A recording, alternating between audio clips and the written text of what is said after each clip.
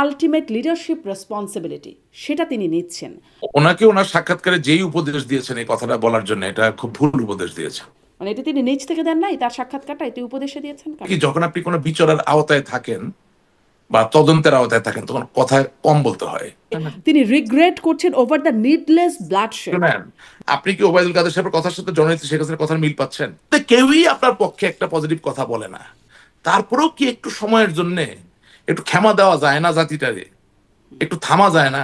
Jedi খান পান না, আমাদের আওয়ামী যোদ্ধা যারা আছেন সাইবার ওয়ার্ল্ডে, হঠাৎ করে দেখলাম শুরুর দিকে জয় বাংলা জয় পান্না ভাই এগিয়ে যান, আমরা আছি আপনার সাথে, হ্যান ত্যান করলেন।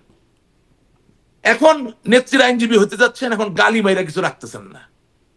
এক সময় দেখি ফজলুর রহমান সাহেব, বীর মুক্তিযোদ্ধা, বেগম খালেদা জিয়ার উপদেষ্টা, ফজলু ভাই এগিয়ে যান, ওনার বক্তৃতা আওয়ামী লীগের অফিসিয়াল পেজের মধ্যে, আশ্চর্য ঘটনা, হ্যাঁ সবাই শেয়ার করতেছে পান্না। এখন আবার দেখি ফজলু ভাই ফজলু পাগলা হয়ে গেছে। হ্যাঁ, পলিটিক্সের শেষ কথা বলে কিছু নেই, কিন্তু পলিটিশিয়ান মানে এই না যে জীবনের শুরুতে যা বলছেন জীবনের শেষে গিয়ে আরেক কথা বলবেন। আওয়ামী লীগের যোদ্ধারা কেন দোলনার মতো একবার এখানে একবার ওখানে এই জায়গায় যাবে? এই আমেরিকা বা ডিপ স্টেট যুক্তরাষ্ট্র তারা চাইছে সেন্ট মার্টিন দ্বীপ, তারা চাইছে ঘাঁটি স্ট্যাবলিশ করতে। যদি সেটা দিতে দেওয়া হয় তাহলে ক্ষমতায় থাকতে কোনো সমস্যা হবে না। ক্ষমতা যাওয়ার আগে বলেছেন, 5ই আগস্টের পরেও বলেছেন যে যদি এটা দিয়ে দিতাম তাহলে আমার ক্ষমতায় থাকতে কোনো সমস্যা হতো না। কিন্তু এখন এই সাক্ষাৎকারে তিনি বলছেন যে বিশ্বাস করবার মতো কোনো কারণ নাই যেটি আসলে বিদেশি কোনো প্রভাব আছে, বিদেশি শক্তির প্রভাবের কোনো প্রমাণ তিনি দেখেন নাই, বিশ্বাসযোগ্য প্রমাণ তিনি পান নাই। এখন তিনি এটা কি দোলনার মতো কোনো নড়চড় মনে হচ্ছে? 15 মাসে যতগুলো ন্যারেটিভ সাইবার ওয়ার্ল্ডে এসেছে, আমাদের তো এখন আসলে অন গ্রাউন্ড ওইভাবে অবস্থান নাই এখনো। 15 মাসে যতগুলো ন্যারেটিভ এসেছে প্রত্যেকটাই ভুল প্রমাণিত হয়েছে। সেন্ট মার্টিন দিলে বা ঘাটি কাটতে দিলে তিনি ক্ষমতায় থাকতে পারতেন, ওটাও একটা ন্যারেটিভ ছিল, এখনো একটা। আচ্ছা ভাই, সেন্ট মার্টিনে আপনি ঘাটিটা কেমনে বানাবেন সেটা আমি জানি না। সেন্ট মার্টিনে, আচ্ছা আমি বলি, সেন্ট মার্টিনের সাইজ কি, আর ওখানে সমুদ্রের নাব্যতা কি, ওখানে কি ট্রাফিক জোন, এগুলা এটা কিভাবে আপনি কি ঘাটিটা বানাবেন বলতো? একটা ঘাটির থেকে তো কিছু একটা করতে পারতে হবে, তাই না? তা আপনি যখন ইন্টারকন্টিনেন্টাল ব্যালিস্টিক মিসাইল নিয়ে আসবেন এই জায়গায় বসানোর জন্য, আপনার যেই ড্রাফটের জাহাজ আসবে কি, এটা আদেশে কেমন প্রতিক্রিয়া আওয়ামী লীগ নেতাকর্মীদের? রায়কে ঘিরে লকডাউন শাটডাউন কর্মসূচি নিয়েও কি ভাবছেন তারা? আওয়ামী লীগ সরকার পতনে মার্কিন যুক্তরাষ্ট্রের হাত আছে এমন বক্তব্য আওয়ামী লীগ সভানেত্রী শেখ হাসিনা 5ই আগস্টের আগে পরে বিভিন্ন সময় দিলেও এখন কেন বলছেন তাদের প্রভাব ছিল না? 5ই আগস্টের পর কখনো স্বীকার না করলেও আন্তর্জাতিক গণমাধ্যমে দেওয়ার সাক্ষাৎকারে এখন আলটিমেট লিডারশিপ রেসপন্সিবিলিটি স্বীকার করছেন সাবেক প্রধানমন্ত্রী। অনুশোচনা প্রকাশ করছেন তার প্রশাসন অপ্রয়োজনীয় রক্তপাত ঘটানোয়। তবে কি ইউটার্ন নিচ্ছে আওয়ামী লীগ? এটা কি আওয়ামী লীগের অনুধাবন নাকি কৌশল?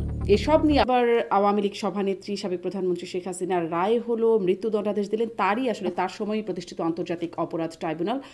আপনি একজন আওয়ামী লীগ নেতা, আওয়ামী লীগ কর্মী হিসেবে আপনার প্রতিক্রিয়া কি, এবং আপনার জানা মতে দলের নেতাকর্মীদের প্রতিক্রিয়া কেমন? প্রথম কথা হচ্ছে যে আমার দলের নেতা কর্মীদের প্রতিক্রিয়ার সাথে আমার প্রতিক্রিয়ার কোনো ভিন্নতা নাই, একদম একই জায়গায়। অবশ্যই এটা কোনো ধরনের সুখকর অনুভূতি বয়ে আনে না। এবং আপনার এই অনুষ্ঠানের আগে আমি লন্ডন থেকে সরাসরি সম্প্রচারিত হয় এরকম একটা অনুষ্ঠানে আমাকে এই 17 তারিখের রায় ঘোষণার পরপরই আমন্ত্রণ জানানো হয়েছিল, এবং সেখানে আমি খুব পরিষ্কারভাবে একটা কথা বলেছি, সেটা হচ্ছে যে বিচার কাজের তো একটা প্রক্রিয়া থাকে। পৃথিবীর যে কোনো প্রান্তে যে কোনো মানুষ যে কোনো ব্যক্তির ব্যাপারে অভিযোগ আনতেই পারে, কিন্তু সেই অভিযোগটা কিভাবে খণ্ডানো হবে সেটার উপরে নির্ভর করে সময়ের বিচারে ওই সাজা দেওয়া বা ওই রায়টা আদৌ কোনোদিন গ্রহণযোগ্যতা বা টিকবে কিনা।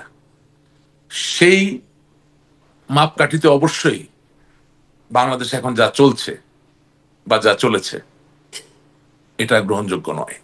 আচ্ছা, কিন্তু এই অভিযোগ খণ্ডানোর জন্য মানে আওয়ামী লীগের পক্ষ থেকে বা শেখ হাসিনার পক্ষ থেকে কি কোনো অ্যাপ্রোচ ছিল?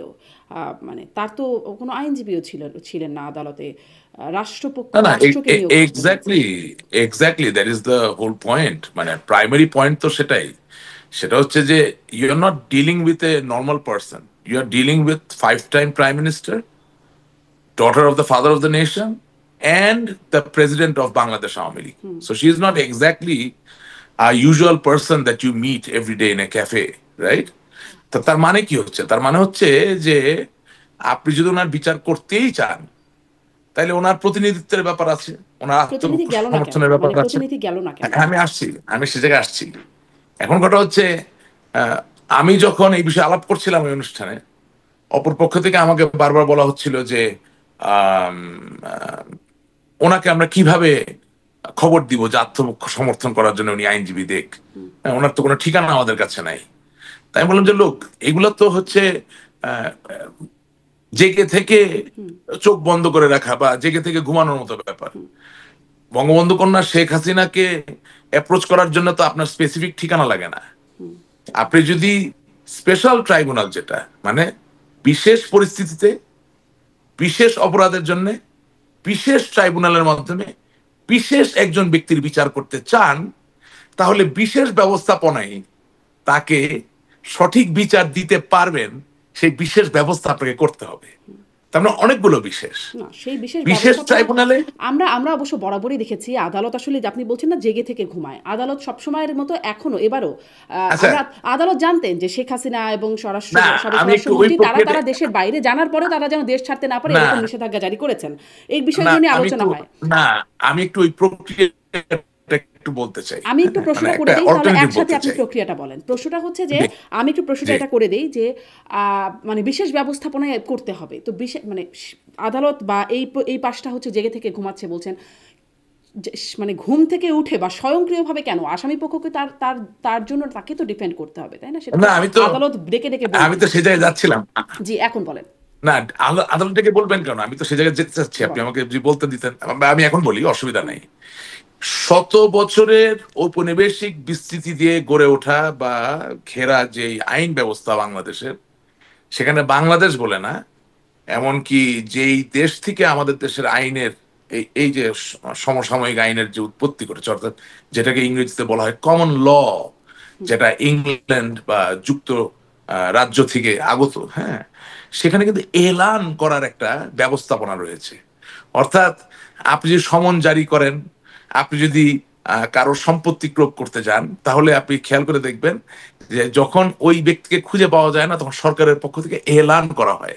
অর্থাৎ হয় ঢোল বাজানো হয়, না হলে কোনো একটা মাধ্যমে একেবারে পাবলিকলি একটা জিনিস জানানোর একটা ব্যবস্থাপনা কিন্তু রয়েছে। শেখ হাসিনা কি এখন আমি জানতেন না কিন্তু যে তার আমি বিরুদ্ধে না মানে না আদালতে মামলা না চলছে? না না, প্লিজ আমাকে একটু বলেন।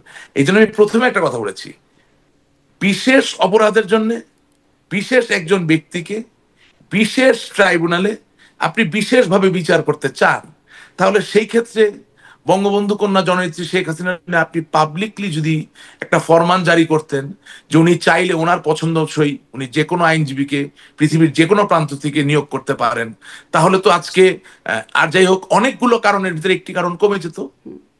সেটা তো আপনি করেননি, আপনি এখনো তো করতে এটা সুযোগ পারতেন। আছে না, এখনো তো আপিল বাকি, এখন তো এখন পাবলিক এখন ফরমান কি জারি সুযোগ? করার দরকার নেই, আপনি পাবলিক তো রায় হয়ে গেছে, এখন কি আপিল না, করবেন? আপনার মনের ইচ্ছা ছিল ওনাকে ফাঁসি দেওয়া, আপনি ফাঁসি দিয়েই ফেলেছেন। এখন আর কি সুযোগ? আপিল এখন যদি আপনি পরবর্তী 5টা মামলাতেও এই ব্যবস্থা গ্রহণ করেন, হ্যাঁ, তাতে কি হবে? তাতে আপনি যে আপনার ইচ্ছা মতো বিচারটা করে নিলেন, এটা তো আর পরিবর্তিত হবে না, এটা তো হয়ে গেছে, হয়ে গেছে। এবং বাস্তবতা হয়ে হচ্ছে যায়নি রাশিদ রহমান, যে হয়ে যায়নি, এখন আপিল প্রক্রিয়া বাকি না, আছে। না, আপিল না হওয়া না, পর্যন্ত না, কিন্তু আমি বলছি, মামলার চূড়ান্ত না, না, রায় হয়েছে বলে বলা যায় না। না, আপনি আপিলে যাচ্ছেন কখন? যখন আপনি এমন একটা জায়গায় এসে দাঁড়িয়েছেন যেখানে আইনটা করা এইভাবে যে জননেত্রী শেখ হাসিনা নিজে শারীরিকভাবে হাজির না হলে আপিল করতে পারবেন না। সেজন্য আমি বলছি যে আপনি তো বুঝতে পারতেছেন যে ওনার প্রাণনাশের হুমকি ছিল বলেই তো উনি এখন দিল্লিতে, বাংলাদেশে না। এই বিষয়ে কারো সন্দেহ নাই যে ওনাকে সুযোগ মতো কেউ পেলে তাকে হত্যা করবে। ওনাকে এর আগেও বহুবার হত্যা করার চেষ্টা করা হয়েছে, এবারও এর কোনো ব্যতিক্রম নয়। তাহলে শেখ হাসিনার মতো একজন ব্যক্তিকে যদি আপনি নিরাপত্তা না দিতে পারেন, তাহলে বিশেষভাবে তার বিশেষ বিচার করার জন্য বিশেষভাবে নিয়োগকৃত তার আইনজীবী পাওয়ার একটা সুযোগ থাকতে হবে, বিশেষভাবে তার আপিল করার একটা সুযোগ থাকতে হবে। এখন আমি জানি আপনি বলতে পারেন যে কই আপনাদের সময় তো আপনারা রাখেন নাই। হ্যাঁ, হয়তো আমরা রাখি নাই, কিন্তু আমি বলছি যে ইতিহাসের বিচারে আপনি এখনকার বিচার যদি সঠিক করতে চান, তাহলে বিশেষ পরিস্থিতির জন্য বিশেষ ব্যবস্থা বড্ড প্রয়োজন। বিশেষ পরিস্থিতি বিশেষ ব্যবস্থা, কিন্তু আইনটা তো আসলে মানে বিকজ হ্যাঁ বিকজ এটা একটা জিনিস মনে রাখবেন, আইনে কিন্তু এটা সিদ্ধ, আপনি একদম মিলিয়ে নিবেন যে কোনো বড় আইনজীবী বা আইনজ্ঞ থেকে বিচার করতে পারাই শুধু আইনের কাজ না, বিচার করার সময়, বিচার প্রক্রিয়া চলাকালীন সময়ে যিনি বিচার প্রার্থী অথবা যার বিচার হবে তাদের উভয়ের নিরাপত্তা দেওয়াও কিন্তু আইনের অন্যতম একটি দায়িত্ব। ও ছাড়া কোনো প্রক্রিয়া সম্পন্ন হয় না। আপনি যদি তো ডক্টর ইউনূসকে আজকে শেখ হাসিনা জিজ্ঞাসা তো করেন এই বার্তাটা কি নির্মোহভাবে দিয়েছেন কখনো যে যে তিনি তিনি তিনি নিরাপত্তা 100%, চান?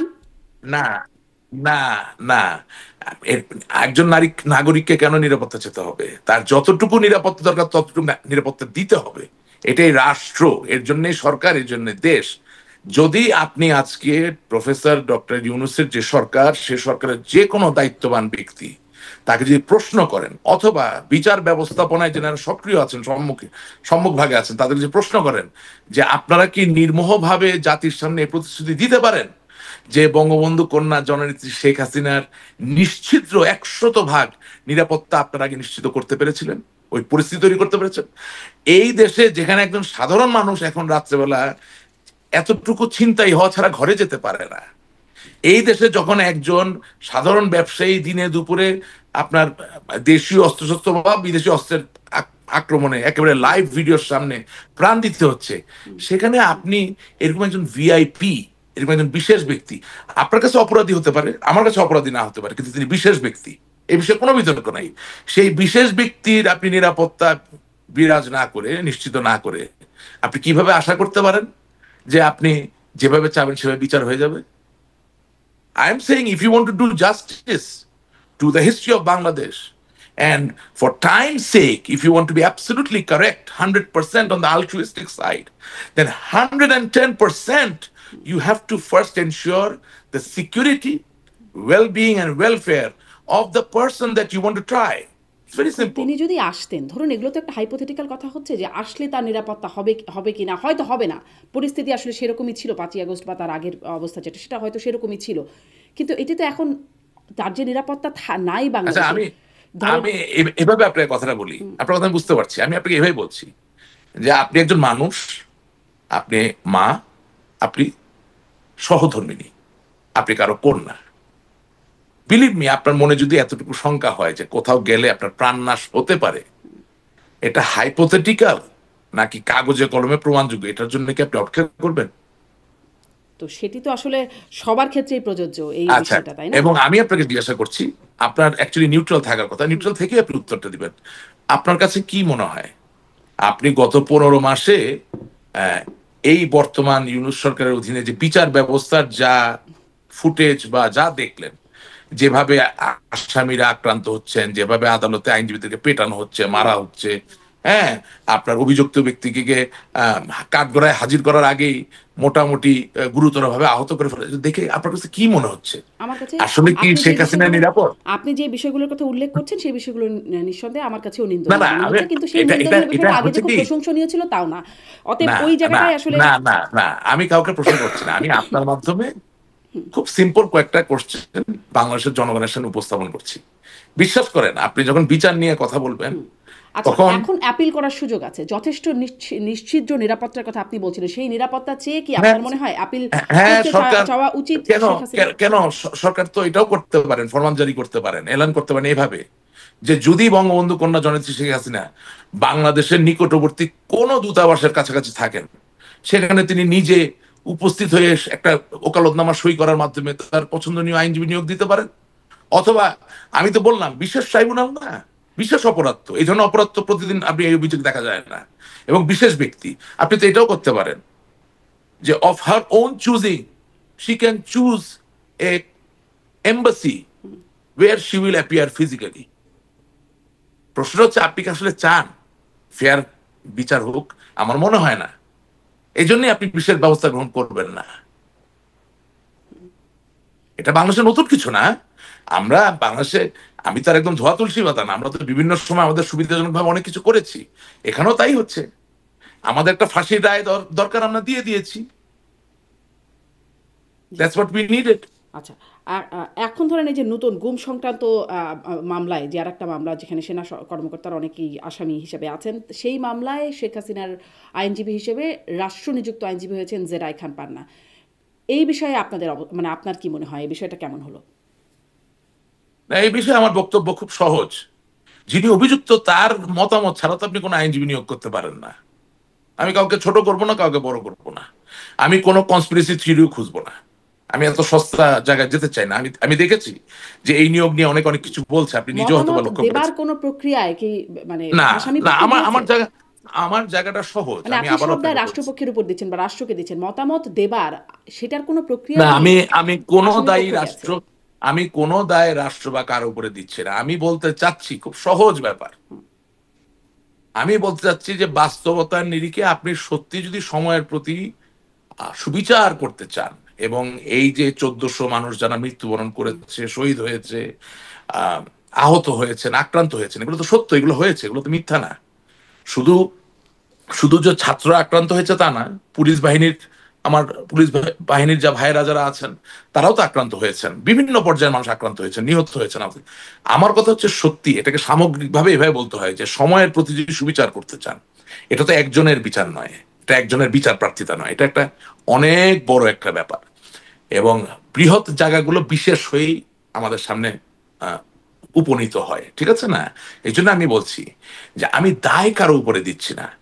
আমি বলতে চাচ্ছি যে আপনি যারা নিশ্চিদ্র নিখাদ বিচার বলতে চাচ্ছেন তা নিখাদ নয়, এবং আইনের ভাষায় যা একেবারে নিখাদ না তা দিয়ে আপনি কাউকে সাজা দিতে পারবেন না। আমি কি বুঝতে পারলাম কথাটা? সুতরাং যদি আপনি নিখাত করতে চান, ত্রুটিমুক্ত করতে চান, তাহলে ত্রুটিমুক্ত করার অনেক উপায় আছে, অবলম্বন আছে। আপনারা যেটা যে আবার উপায়গুলো আপনি, অবলম্বন করলেন না, মানে না না নিখাত না করার না, একটু সেই একটা নিখাত। মিনিট শারমিন, প্লিজ, জি। 1 minute, I beg you pardon. সেই উপায় বা অবলম্বন অবলম্বন আপনারা গ্রহণ করবেন না। কারণ কেন করবেন না আমি বেশি কথা বলবো না, একটা উদাহরণ শুধু আপনাকে আমি দিব। আমি আপনাকে বললাম শারমিন, আগামীকালকে তো লিথাল উইপন ব্যবহার করা হবে। আপনি কে? আপনি গণমাধ্যম কর্মী, আপনি তো পুলিশের কেউ না, আপনার তো অস্ত্র অস্ত্র নাই, হ্যাঁ, আপনি সেনাবাহিনীর কেউ না। এখন কোন এক জায়গায় লিথাল উইপন ব্যবহার করার কারণে কেউ মারা গেলেন, আইনের চোখে আপনি কিভাবে এটাকে সংযুক্ত করবেন? যদি রাজসাক্ষী সেটাতে আপ- অ্যাপ্রুভ করেন যে হ্যাঁ হয়েছে। No, no, no, no, no, no, না, আমি একটা অডিও ক্লিপের কথা বললাম, রাজশাহীতে পরে যাচ্ছি, আমি সেই বিষয়ে একটা অডিও উদাহরণ ক্লিপের দিচ্ছি। সাথে যদি একটা সাক্ষী সে যদি সেটা করবোরেট না করে না তাহলে? না না না না, নট এট অল। অডিও ক্লিপটা যদি আব্দুল্লাহ আল মামুন পুলিশের আইজিপি কে উনি বলতেন যে লিথাল উইপন ব্যবহার করো, সেই অডিও যদি দেখাতে পারতেন তাহলে সরাসরি সংযুক্ত হয়ে গেল। আমি আপনাকে ওই কথাটা বলতে না, চাচ্ছি। আসলে আদালতে কি যে শুনেন, প্রমাণিত না হয়েছে না, আর কি আমি না, একটু সেই একটু বিষয়ে একটু আমরা এখন ভাই আর্গুমেন্ট শুনেন, করতে পারি না, না রাশিদ না রহমান না সাহেব। না না না, আমি আমি কারো কিছু আমি বলতে চাচ্ছি যে কাউকে ফাঁসি দেওয়া এত সহজ না নিশ্চয়ই। যে আপনি একটা অডিও রেকর্ডিং আনলেন আর পরবর্তী ঘটনার সাথে মিলিয়ে বলে দিলেন। নো, একটা ফাঁসির ঘটনায় যিনি হত্যার হুকুম দেন আর যিনি হত্যা করেন তাদের ভিতর যে সেতু বন্ধন সেটাকে প্রমাণ করতে হয়। এখন রায়টা আপনি পড়বেন, পড়ে যদি আপনি অকাট্য সেতু বন্ধন খুঁজে পান, তাহলে তো আমাকে আর কোনোদিন কোনো প্রোগ্রামে ডাকার প্রয়োজন হবে না, তা তো প্রমাণ হয়ে গেল যে বিচার খুব ভালো হয়েছে। কিন্তু আমি আপনাকে বলতে পারি আপনি ওই সেতু বন্ধন খুঁজে পাবেন না। জি। আমি বিচার করার কেউ না। মানুষের প্রাণ যখন চলে যায়, হ্যাঁ, আমি এর বিপক্ষে, এবং আল্লাহ তাআলা যার এখন প্রাণ চলে বিচারক গেছে যদি তার ভেস্ত খুঁজে নসিব পান, করুন, এবং বিচারক যদি খুঁজে পান, যার কারণে প্রাণ আদালতে যদি গেছে সেটা তাকে ডিফেন্ড না যদি করা হয় শাস্তি তাহলে দিন। তো প্রুভেন হয়ে যায়, তাই না? না না না, আপনাকে প্রথমে ঠিক করতে হবে আপনি আমাকে কোন প্রশ্নগুলো করবেন। প্রথমে আপনি জিজ্ঞাসা করেছেন যে কেন বিচারটা সম্বন্ধে আপনার মতামত কি। আমি আপনাকে বলেছি যে আমার কাছে মনে হয়েছে এটা নিখাদ নিখুঁত বিচার হচ্ছে না। 2 নম্বর যে কথাটা, আইনের ভাষা, beyond reasonable doubt you cannot accuse anyone of any crime if it is not proven to an extent when there is no doubt. এটা না হলে করতে পারবেন না। তা আমি আপনাকে বলছি যে আব্দুল্লাহ মামুন সাহেব রাজসাক্ষী তো দিতেই পারেন নিজেকে বাঁচানোর জন্য, কিন্তু কোর্টের যে রায় সেটা তো হারিয়ে যায়নি, আপনি একটা কপি চাইলে পাবেন। আপনি আমি এরপরে আসলে কোনো পাবো না অনুষ্ঠানে, হয়তো, কোর্টের না রায়ের কপি পাবেন পাওয়া পাবেন, যাচ্ছে না, না রায়ের কপি রায় আসামি দিতেই পক্ষকেও রায়ের দেওয়া কপি, হয়নি। না না না, এইসব এইসব মামলা রায়ের কপি গোপন রাখার কোনো সুযোগ নেই। পাবেন, পাওয়ার পরে আপনি আপনার যে টিম তারাও রিসার্চ করবে এবং আমাকে আবার ডাকবেন, এবং শুধুমাত্র একজন বিবেকবান মানুষ হিসেবে আপনি যদি মনে করেন যে ওই যে বললাম যে হত্যার হুকুম এবং হত্যাকাণ্ডের মাঝে যে সেতুবন্ধন থাকার কথা, যাকে ইংরেজিতে আমরা বলি কানেক্টিভিটি, সেটা যদি প্রতিষ্ঠিত আপনি দেখাতে পারেন, আমি তাহলে এটা নিয়ে আর কোনোদিন কোনো কথা রাশেদ বলবো রহমান না। একদমই একদমই স্পষ্ট, কিন্তু আমি আর আপনি কি কনভিন্স হচ্ছি বা হচ্ছি না তাতে তো আসলে কিছুই যায় আসে না। আদালতে এই বিষয়টা কনভিন্স হতে হবে, আদালত যদি দেশের আদালত যদি কনভিন্স হয়ে বলেন সেটা যদি শিওর, ভুল হয় আমাদের কিন্তু কিছু বলার থাকে না, যেটা সেখানে আসলে রাষ্ট্রপক্ষ বা আসামি না পক্ষকেই তখন এই ডিফেন্ড জন্য করতে হবে বা আপিল করতে হবে। এজন্যই অ্যাপিলের সুযোগ বা রিভিউয়ের সুযোগ এই বিষয়গুলো থাকে। এই এই জন্যে আপনার অনুষ্ঠানে সবসময় আমি একটা কথা বলি যে কিছু কিছু ঘটনা আছে, এগুলো আলাপ করে আসলে কোনো লাভ নাই। কারণ কি, যদি আজ আমার বিদায় হয় কোনো গণ অভ্যুত্থান বিপ্লবের কারণে, তাহলে আমার ওই একই রকম জোয়ার নিয়ে এসেই তো এটা ন্যায্য ছিল কি ছিল না সেই জায়গাটা তৈরি করতে হবে। ঠিক আছে, ফরাসি বিপ্লব কোথা থেকে হয়েছে, কে করেছে, তাকে একেবারে কম্পাস দিয়ে আপনি খুঁজে বের করে দিতে পারবেন পারবেন না, কিন্তু হয়ে তো গেছে। জি, রাশিদ রহমান শুধু এটি তাই না, স্পষ্ট, শুধু আপনার তাই বক্তব্য না, থেকে এটি স্পষ্ট, আপনার প্রতিক্রিয়াটা স্পষ্ট, আপনি মনে করছেন এটি নিখুঁত হয় নাই, একদম স্পষ্ট। আমি এতটুকুই দর্শকদের জন্য না গ্রহণ করলাম। এবারে আমি একটু এই হয় প্রশ্নটা নাই। করি, আপনি কি মনে করেন যে এই ঘটনায় বিচার হওয়া উচিত, শেখ হাসিনার বিচার হওয়া উচিত, আপনি কি মনে করেন? আমি মনে করি বাংলাদেশের যে কোনো মানুষের ব্যাপারে যে কোনো লোক অভিযোগ দিতে পারে, তার তদন্ত হতে পারে, বিচার হতে পারে, এই জন্য তো বাংলাদেশ স্বাধীন রাষ্ট্র। কিন্তু এর মানে এই না যে আপনি ক্যাঙ্গারু কোর্ট বানিয়ে কাউকে ঝুলিয়ে দিবেন, কাউকে মেরে দিবেন, কাউকে ফাঁসি দিয়ে দিবেন। আমি তো কাউকে খোদার জায়গায় বসাবো না, আই এম সরি। আমি খুব ভালো মানের মুসলমান না হলে মুসলমান, আমি আল্লাহ বিশ্বাস করি, আমি মনে করি আল্লাহর নিচেই তো মানুষ। আমি তো কাউকে খোদার জায়গায় বসাইতে পারতেছি না, ঠিক আছে না? তো এখন কথা হচ্ছে যে আহ, আহ, বঙ্গবন্ধু শেখ মুজিবুর রহমানের নামে মামলা হয়েছিল না, হয়েছিল তো। উনি জনগণের ভালোবাসা দিয়ে প্রমাণ করে দিয়েছেন কিসের মামলা কিসের বিচার। তো কথা হচ্ছে মামলা তো আপনি করতেই পারেন নাকি না, করতে পারেন তো, এটা তো অধিকার। হ্যাঁ, আপনি মার্কিন যুক্তরাষ্ট্রে আছেন, ডোনাল্ড ট্রাম্পের বিরুদ্ধেও তো কেউ একজন গিয়ে অভিযোগ করতে পারে, পারে না? তাতে তো আর তার প্রাণ নাশ হবে না। কিন্তু আমার প্রশ্নটা হচ্ছে সম্পূর্ণ অন্য জায়গায়, যে আপনার নামে অভিযোগ দেওয়া হলো বলেই কি আপনার প্রাণ নাশের ঝুঁকি থাকবে? বা আপনার নামে অভিযোগ দেওয়া হলো বলেই কি সরকার আর আপনাকে রক্ষা করবে না? তার ব্যাপারটা মানে কি এরকম? রাশিদ রহমান আপনি মনে করেন যে মানে বিচার হওয়া উচিত, কিন্তু বিচারের যে রায় সেটিতে আপনি মানে সেটিকে নিখুঁত বলে সন্তুষ্ট হতে পারছেন না, এটাই? না, আমি আমি বলছি বিচারের প্রক্রিয়াটা নিখাত নয়।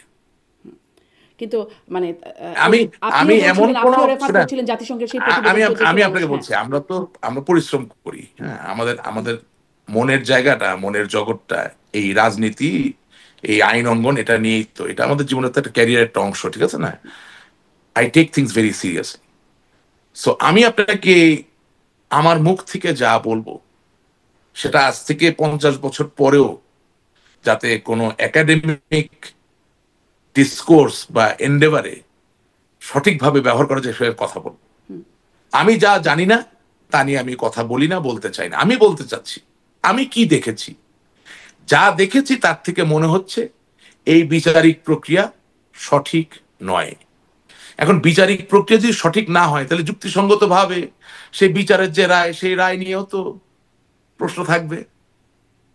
জি, মানে ওইটাই তাহলে সামারি কি এটা করা যায় যে আপনি চান বিচার হোক, কিন্তু এই বিচারের যে রায়টা সেটিতে আপনি সন্তুষ্ট নন? না, আমি চাই বিচার হোক না, আমি বলতেছি বিচার প্রাপ্তি তার অধিকার সকলের। বিচার চাওয়া, বিচার পাওয়া, জি, দুটার অধিকার সমান, আপনি বলছিলেন এটা যে আমি বলতে জাতিসংঘের চাচ্ছি। সেই রিপোর্টের যে সেই সংখ্যাটা 1400, সেটি আপনিও বলছিলেন যে এত মানুষ মারা হ্যাঁ, গেছেন। মারা গেছে, একটা একটা কখনো আমি সেটা সমর্থন করি না। হ্যাঁ, এই যে মানে শুরু থেকেই আমরা যদি 5ই আগস্টের পরে শেখ হাসিনার ভার্চুয়াল যে বক্তব্য, সেখানে আমরা তাকে কখনো মানে কোনো রকম অনুশোচনা, বরাবরই আসলে সহমর্মিতা তিনি প্রকাশ করেছেন নিহত আহতদের প্রতি, কিন্তু অনুশোচনা করেন নাই। কিন্তু তিনি বা কিছু রেসপন্সিবিলিটি স্বীকার করেন নাই, কিন্তু তিনি সম্প্রতি যে গণমাধ্যমগুলোতে, আন্তর্জাতিক গণমাধ্যমগুলোতে যে সাক্ষাৎকার, সেখানে তিনি বলেছেন যে তিনি আলটিমেট লিডারশিপ রেসপন্সিবিলিটি সেটা তিনি নিচ্ছেন। এই আলটিমেট লিডারশিপ রেসপন্সিবিলিটির জন্য কি বিচার হওয়া উচিত বলে মনে করেন কিনা?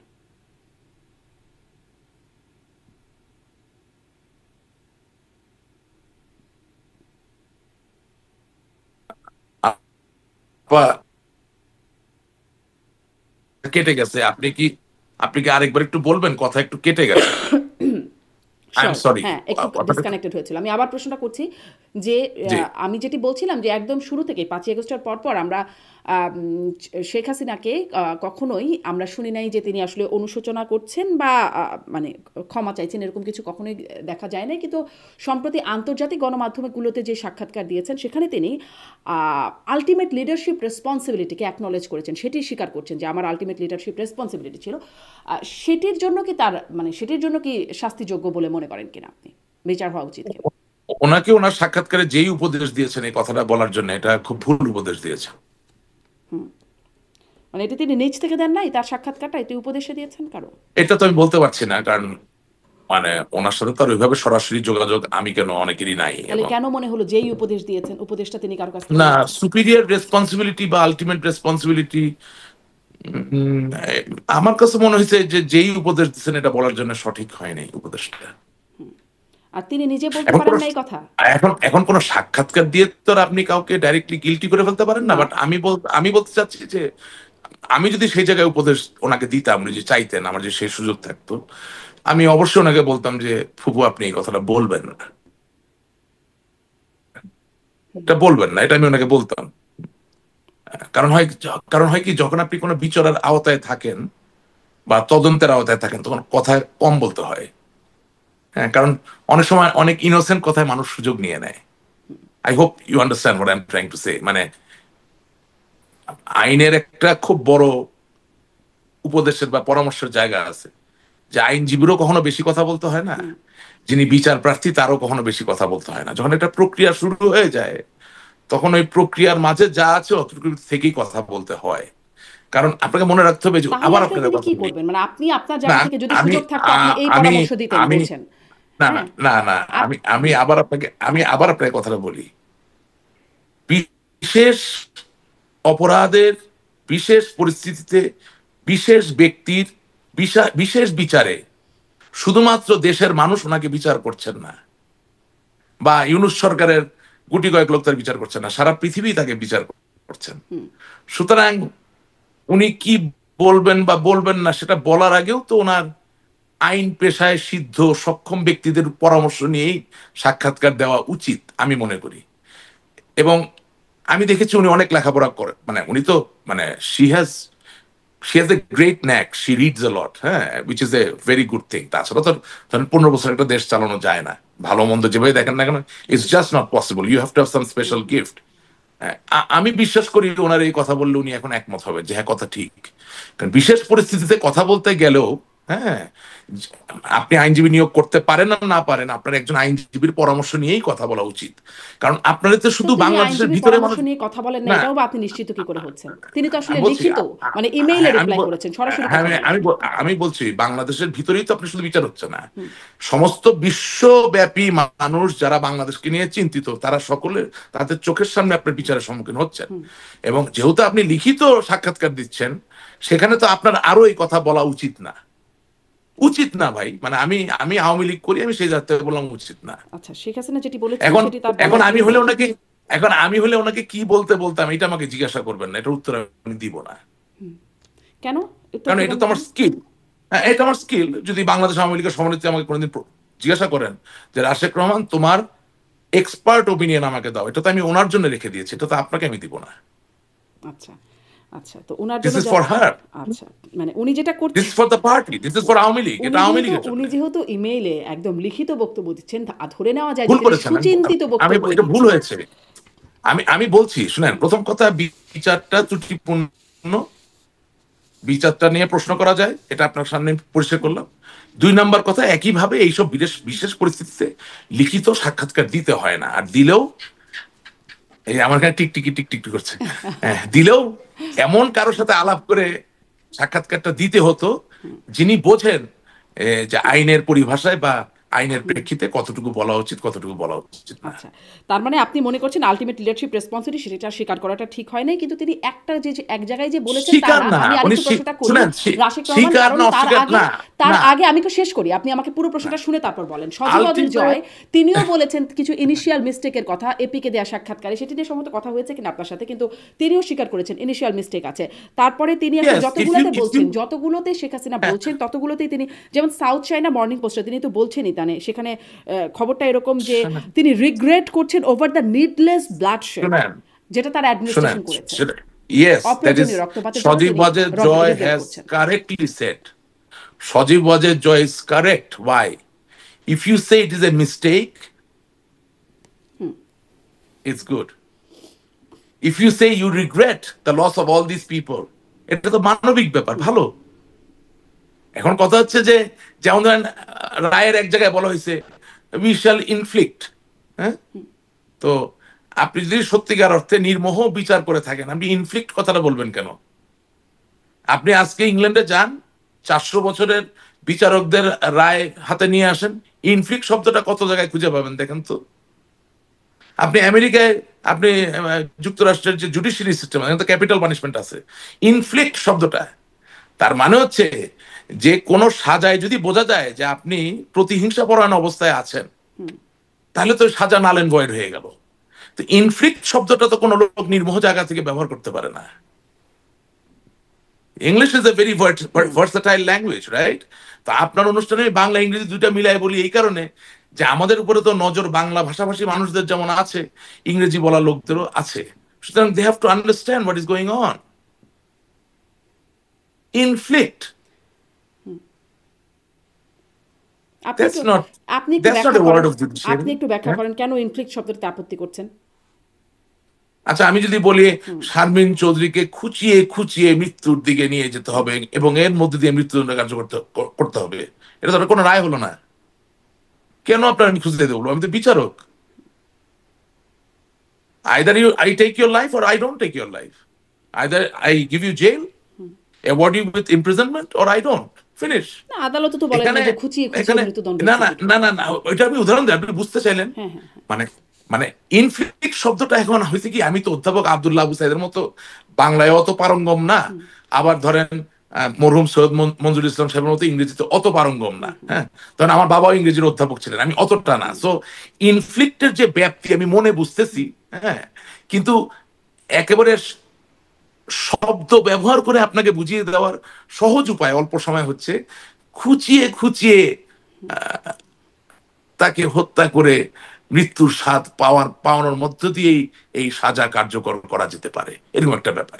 Inflict, it's a bad word. হ্যাঁ, ইটস এ ব্যাড ওয়ার্ড, মানে এটা হচ্ছে পেইনফুল কিছু করা বা কোনো মানে শাস্তিটাকে পেইনফুল করা, এরকম। আসলে ফাঁসিটাও তো খুব আনন্দদায়ক না, সেটিও পেইনফুল। সেজন্য তো বলছি রায়ের ভাষা নিয়ে আমরা রায়ের ভাষা নিয়ে কথা বলি, সেটাতে আপনি নিন্দা জানিয়েছেন বা আপনি অসন্তোষ প্রকাশ করেছেন। আপনি ইসলাম ধর্মেও জানের বদলে জান, চোখের বদলে চোখ বলে নাই কিন্তু ইনফ্লিক্ট।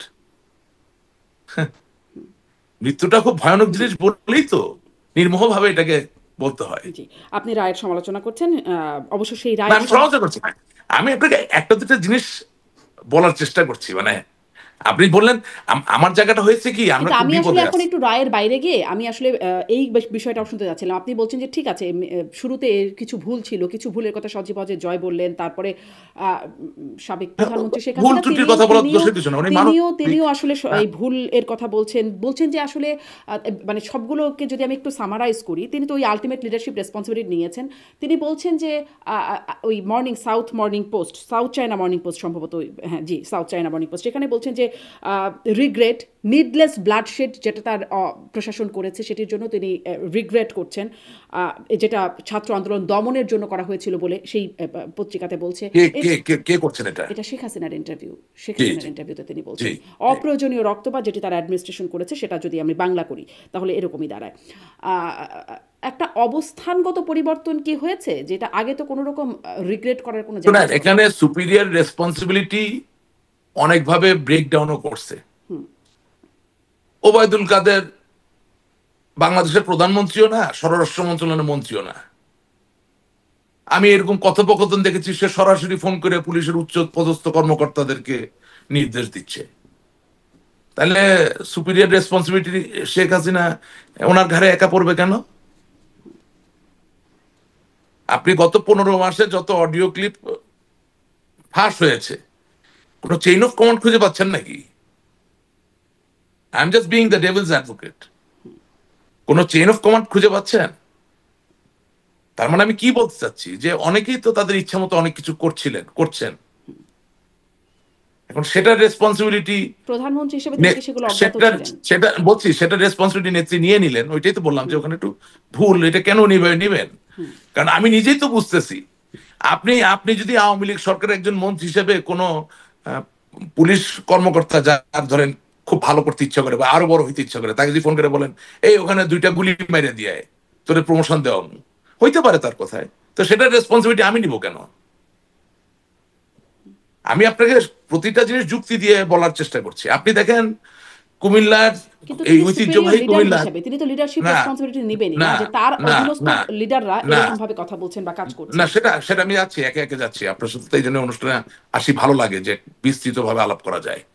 বিপদ আছে, বিস্তৃত ভাবে আলাপ করি, দলের ভালোর জন্য করি, দেশের ভালোর জন্য করি, আবার দেখি যে আমার দলেরই কিছু লোক বেশি বুঝে, মানে আপনাকে কি বললাম ওই কথা না বুঝে দেখা যায় বিভিন্ন আজে বাজে কথাবার্তা, মানে যেটা 15 বছর আওয়ামী লীগে চলছে, নিজেরা নিজেদেরকে খেয়ে ফেলা, হ্যাঁ, বা নিজেরা নিজেদেরকে ধ্বংস করা, এখনো এটা চলছে, এটা কোনো ব্যতিক্রম হয় না। ভয় দেখানো, বুঝলেন না, আমাকে সোশ্যাল মিডিয়ায় পোস্ট দিয়ে ভয় দেখায় যে আপনি যদি আবার এই ধরনের কথা বলেন তাহলে কিন্তু আপনার, আমি জানি বেটা জীবনে সব হারাইলাম, তোর ওই এক পোস্ট আমার কি যায়, ছাগল কোথায় গেল, বুঝলেন না কথাটা? হ্যাঁ, তুই 15 বছর তো এইভাবে দলটা 12টা বাজাইছিস, তোরা একটা সিন্ডিকেটের অংশ হয়ে এখনো তোরা একই কাজ করতেছিস। বাংলাদেশের মানুষের আওয়ামী লীগকে প্রয়োজন, বাংলাদেশের মানুষের বঙ্গবন্ধুর আওয়ামী লীগকে প্রয়োজন। এই পাপিয়া কাণ্ডের সাথে জড়িত লোকদের আওয়ামী লীগকে প্রয়োজন নাই। এই অর্থ পাচারের আওয়ামী লীগের বাংলাদেশের মানুষের প্রয়োজন নাই। এই অন্যায়ের সাথে সরাসরি ভাবে সম্পৃক্ত যে মানুষগুলো, তাদের ওই আওয়ামী লীগের বাংলাদেশের মানুষ, বাংলাদেশের মানুষের প্রয়োজন ওই বঙ্গবন্ধুর আওয়ামী লীগ, যেটা বাংলাদেশের মানুষের কথা বলে। সুতরাং আপনার আপনার অনুষ্ঠানে আসি কেন, একটা মাল্টাই ডিমেনশনাল আলাপ করার জন্য। হ্যাঁ, আমি যেটা বলতে চাচ্ছিলাম, আপনি একটু জিনিসটা নিবিড় ভাবে শুনবেন। এই 15 মাসে কিন্তু আমরা অনেক কিছু পেয়েছি, অনেক কিছু শিখেছি। কিভাবে? আপনি দেখেন, আমার বাবা কুমিল্লার জেলা প্রশাসক ছিলেন অনেক আগে, আপনার 1976-77-এ। সেই সময় কুমিল্লায় 2জন কিংবদন্তি রাজনৈতিক পুরুষ, একজন বাহার চাচা, আরেকজন আফজাল চাচা। ঠিক আছে, আফজাল চাচা দুনিয়ায় নাই, তিনি মরহুম, পৃথিবী ছেড়ে চলে গেছেন, কিন্তু বাহার সাহেব আছেন। হ্যাঁ, আচ্ছা, বাট তারা কিন্তু পোর খাওয়া politician, and they are leaders of the people. আপনি এটা যদি খেয়াল করবেন, কুমিল্লা বিভাগ নিয়ে যখন একটা ছোট তর্ক বিতর্ক মাননীয় প্রধানমন্ত্রীর সাথে, তৎকালীন প্রধানমন্ত্রী জননেত্রী শেখ হাসিনার সাথে হলো, বাহার সাহেব স্টুড বিসাইড হিজ পিপল। উনি খুব বিনয়ের সাথেই, আপা আপা আপা বিনয়ের সাথে, কিন্তু উনি কুমিল্লার নামে যে বিভাগটা হবে এই দাবিটা ছাড়েন নাই। অথচ ওই সময় আমরা অনেক পলিটিশিয়ানকে দেখছি, সত্য হোক মিথ্যা হোক ন্যায় হোক অন্যায় হোক, কথা বলার শক্তি তাদের ছিল না, কিন্তু বাহার সাহেবের ছিল। আমি এই রেফারেন্সটা এই কারণে আনছি, আপনি দেখেন কিছুদিন আগে একটা অডিও ক্লিপ ফাঁস হলো, সেখানে দেখা গেল যে জনাব ওবায়দুল কাদের সাহেব বাহার সাহেবকে ফোন করে ডাইরেক্ট বলতেছেন, বাহার তুমি কুমিল্লা বিশ্ববিদ্যালয় টেক ওভার করো। এখন দেখেন, কেন বাহার সাহেব একটা ট্রু আওয়ামী লীগের পলিটিশিয়ান, উনি কথাটা শুনে তার ভিতরে কোনো উলম্ফন, কোনো উত্তেজনা বা কোনো উন্মাদনা ছিল না। তার কণ্ঠে আমি বুঝলাম যে তিনি একটু পিছিয়ে গেলেন, পিছিয়ে গিয়ে বললেন যে ওটা তো লোটাস কামাল সাহেবের এলাকা। ওবায়দুল কাদের সাহেব বললেন, নেত্রী তোমাকে বলছে টেক ওভার করতে। জিনিসটা বোঝেন, উনি কিন্তু এই কথা শোনার পরও তার ভিতরে কোনো উত্তেজনা বা টেক ওভার করার কোনো ইচ্ছা দেখা যায়নি। তিনি বলেছেন আচ্ছা আমি চিন্তা করবো। আপনি কিন্তু অডিওটা শুনে দেখবেন। তার মানে কি? তার মানে বাহার সাহেব বোঝেন যে হয়তোবা কুমিল্লা বিশ্ববিদ্যালয়ের লোটাস কামাল নিয়ন্ত্রণ করতে পারছেন না, হয়তোবা সেখানে জামাত শিবির ছাত্রদল অনেক বেড়ে যাচ্ছে, কিন্তু Lotus Kamal is still the sitting finance minister of Bangladesh, অথবা কোন স্ট্যান্ডিং কমিটির সভাপতি, অথবা তিনি পরিকল্পনা মন্ত্রী। ওটা টাইম লাইনটা আসে নাই। তার মানে উনি বোঝেন যে দলীয় শৃঙ্খলা উনি ঝাঁপ দিয়ে ঢুকলে হবে কি, যে ওখানে শৃঙ্খলাটা ধ্বংস হয়ে যাবে, দুজনের একটা সংঘাত তৈরি হবে।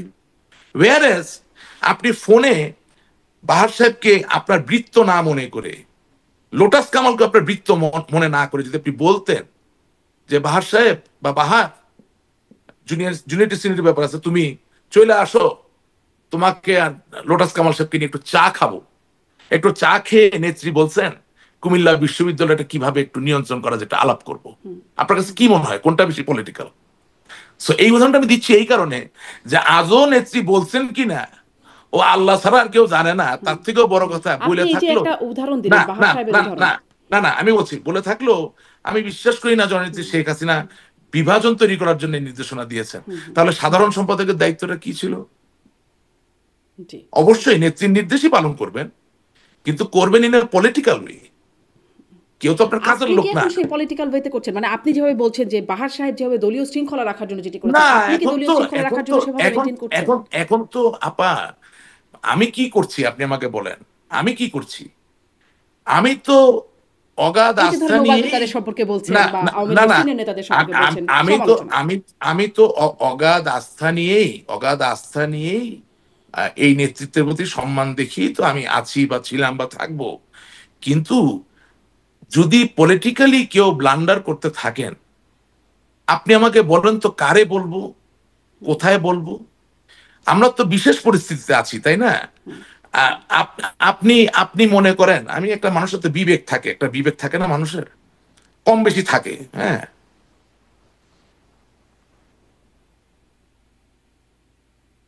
ওবায়দুল কাদের সাহেব আওয়ামী লীগকে ভালোবাসেন এই বিষয়ে কি আমার কোনো সন্দেহ আছে? নাই। উনি আওয়ামী লীগ করেন, করবেন, করতেন, ওনার ত্যাগ আছে, এই বিষয়ে কি আমার কোনো সন্দেহ আছে? বা ওনাকে কি আমি ওবায়দুল কাদের চাচা ছাড়া মানে অসম্মানিত ভাবে কোনো, না বলি না, সব সম্মান দিয়ে কথা বলি। কিন্তু আমার প্রশ্নটা হচ্ছে, উনি এই 15 মাসে যতগুলো ইন্টারভিউ দিলেন, আপনি একটা ইন্টারভিউতে যদি 100টা কমেন্ট পড়ে একটা পজিটিভ কমেন্ট দেখাইতে পারবেন ওনার পক্ষে? তাহলে বিবেকের কথাটা কেন বললাম? যে আপনি যে দলটাকে ভালোবাসেন, জি যে দলটার ভালো চান, আপনি যখন বক্তব্য দিচ্ছেন, আপনার দলেরই তো কোনো নেতাকর্মী এবং আপনার দলের বিপক্ষের লোক উভয়ই দেখছে, তাদের মধ্যে কেউই আপনার পক্ষে একটা পজিটিভ কথা বলে না। তা আপনি কি একটু আপাতত আপাতত আমি ধরে নিলাম আপনি চাণক্য, আমি ধরে নিলাম আপনি ম্যাকিয়াভেলি, আমি ধরে নিলাম আপনি শানসু, আমি ধরে নিলাম আপনি নেপোলিয়ান বনে, সব ধরে নিলাম, তারপরেও কি একটু সময়ের জন্য একটু ক্ষমা দেওয়া যায় না জাতিটারে? একটু থামা যায় না? আপনি কি মনে করেন, জি তাহলে আপনার আপনি কি মনে বক্তব্যটা করেন হচ্ছে এখন এরকম যে যে আওয়ামী বক্তব্যগুলো, লীগে আপনাদের হ্যাঁ, বক্তব্য বলার মতো কোথাও কোনো জায়গা নাই। না না না, আপনি কি আপনাকে বলি, আপনি আজকে জননেত্রী শেখ হাসিনা ইন্টারভিউর কথা বলছেন, আপনি কি ওবায়দুল কাদের সাহেবের কথার সাথে জননেত্রী শেখ হাসিনার কথার মিল পাচ্ছেন? কোন কথা? কোনো কথারই তো মিল নাই। আপনাদের তো কারোর কথার তো সাথে কারোর কথার মিল হ্যাঁ, নাই। তার মানে এক্স্যাক্টলি, তা আমি তাহলে এই কথাগুলো কেন বলছি? আমি বলছি কি, যে নেত্রী যদি দলের সভানেত্রী হন, উনি একা কথা বলুক, এবার একটু আমি আসি, আমি অন্যায় কি? শোনেন, এবার একটু আপনি একটু একটা মজার বিষয় দেখেন, একটা মজার বিষয় আমি আপনাকে ছোট ছোট বলি। জেডাই খান পান্না, আমাদের আওয়ামী যোদ্ধা যারা আছেন সাইবার ওয়ার্ল্ডে, হঠাৎ করে দেখলাম শুরুর দিকে জয় বাংলা জয় পান্না ভাই এগিয়ে যান, আমরা আছি আপনার সাথে, হ্যান ত্যান করলেন। এখন নেত্রীর আইনজীবী হতে যাচ্ছেন, এখন গালি মাইরা কিছু রাখতেছেন না। এক সময় দেখি ফজলুর রহমান সাহেব, বীর মুক্তিযোদ্ধা, বেগম খালেদা জিয়ার উপদেষ্টা, ফজলু ভাই এগিয়ে যান, ওনার বক্তৃতা আওয়ামী লীগের অফিসিয়াল পেজের মধ্যে, আশ্চর্য ঘটনা, হ্যাঁ, সবাই শেয়ার করতেছে পান্না। এখন আবার দেখি ফজলু ভাই ফজলু পাগলা হয়ে গেছে। এই জন্য বলতেছি রাশেক রহমান এগিয়ে যান, এখন রাশেক রহমানের 12টা বাজান, মানে যখন যারা যেভাবে লাগতেছে, বুঝলেন? আপনি একটা যে বুঝেন, আমি তো স্মৃতিভ্রম আমার হয় নাই, আল্লাহ মানে ক্ষমা করুন। পলিটিশিয়ানের মানে, হ্যাঁ পলিটিক্সের শেষ কথা বলে কিছু নেই, কিন্তু পলিটিশিয়ানের মানে এই না যে জীবনের শুরুতে যা বলছেন জীবনের শেষে গিয়ে আরেক কথা বলবেন। হ্যাঁ, মানে মানসিক ভাবে মনোগত ভাবে চরিত্রহীন হওয়ার কোন সুযোগ রাজনীতিতে আছে কিনা আমি জানি না, ওই রাজনীতি আমি করতে চাই না। ঠিক আছে, আপনি একটা চিন্তা করেন তো, আপনার শরীর নিচেও যখন কমেন্ট পড়ে তখন কিন্তু এই কমেন্ট পড়ে যে আওয়ামী লীগের সময়কালে আপনি তো সুবিধাভোগী ছিলেন, এখন এসে আপনি হ্যাঁ আওয়ামী হ্যাঁ লীগের হ্যাঁ, সমালোচনা আমি করছেন। ওখানে আসছি, আমি এখন একটা চরিত্র করে বদল আসবো। করছেন। আপনি খুব ভালো বলছেন, আমি একটা বলে বলে যাবো, বলে আসতেছি। খুব ধরেন সংক্ষেপে কাদের আরেকটা প্রসঙ্গ আছে। হ্যাঁ, ধরেন কাদের সিদ্দিকী সাহেব, আমি নিজে চোখে দেখতেছি উনি শেখ হাসিনার গালি মাইরা 12টা বাজায় দিতেছে। হ্যাঁ, অনশন করতেছেন। উনি আবার বলতেছেন শেখ হাসিনা জীবনে দেশে ফিরতে পারবে না, হ্যান করছে ত্যান করছে। আবার এখন দেখি আরেক কথা বলতেছে। এখন ওনার যেমন ইচ্ছা তেমন উনি বলতেই পারেন, এটা ওনার ইচ্ছা, ওনার শরীর, ওনার মন, ওনার মুখ, ওনার বয়স। কিন্তু আমার কথা হইল, আওয়ামী লীগের যোদ্ধারা কেন দোলনার মতো একবার এখানে একবার ওখানে এই জায়গায় যাবে? এবার আমি একটু আপনি কি প্রশ্ন মনে করি। করেন না, আপনার আপনি বক্তব্য কি জায়গাটা মনে করেন স্পষ্ট। না কেন আমাদের আওয়ামী লীগের নেতাকর্মীরা দোলনার হ্যাঁ? মতো এখান থেকে ওখানে যাবেন? মানে কেন আমি যাবে? একদম একদম মানে আপনাদের সর্বোচ্চ নেতা শেখ হাসিনা, তাকে আমরা বলতে শুনেছি একদম ক্ষমতা পতনের আগে, মানে সরকার পতনের আগে বহুবার শুনেছি যে এই আমেরিকা বা ডিপ স্টেট যুক্তরাষ্ট্র তারা চাইছে সেন্ট মার্টিন দ্বীপ, তারা চাইছে ঘাঁটি স্ট্যাবলিশ করতে, যদি সেটা দিতে দেওয়া হয় তাহলে ক্ষমতায় থাকতে কোনো সমস্যা হবে না।